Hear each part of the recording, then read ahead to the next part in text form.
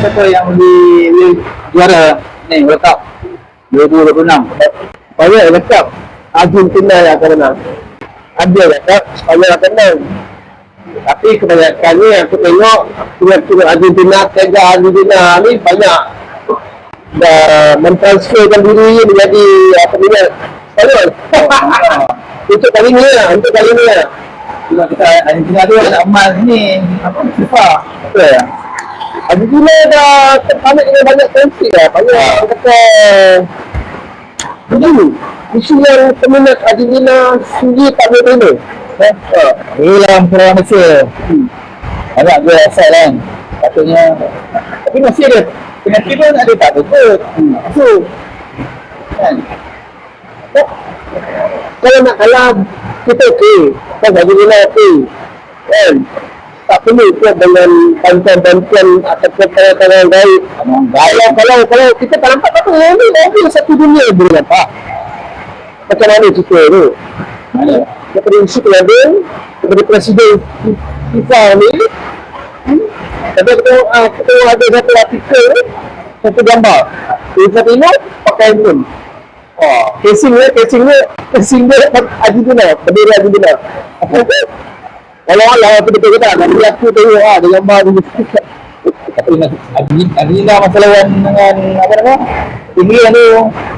Kenapa macam England boleh pergi tu? Aku tak tahu dah. 1-0 lagi masalahnya lagi 5 minit habis. Dia boleh Argentina boleh comeback dia.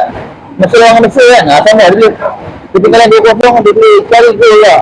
Gampang menang. Ini kan England dia buat pintu juga. Siap lah.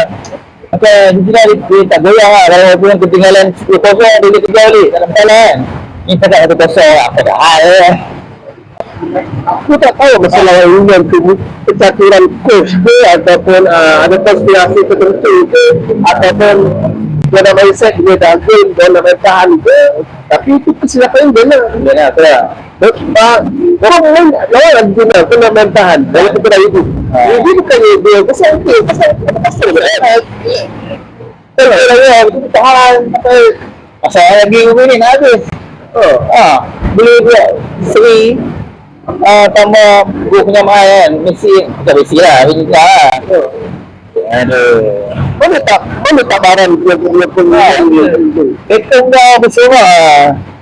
Ingat nak pergi final kan. Sekali Beckham tu kalau dicatatkan kehadirannya satu katus bisa saja melibatkan England.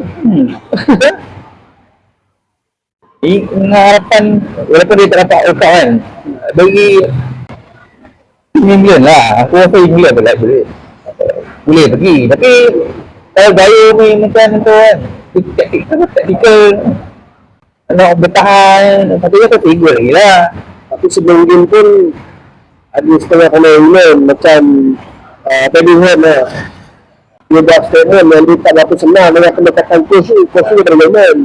Dia tak kancing lah. Dia cakap dia macam tak memahami falsafah bahawa sepak England ke apa tidak tahu memahami setiap player macam kepala dia sendiri yang lain-lain lah. Tapi Aku rasa dia sambung.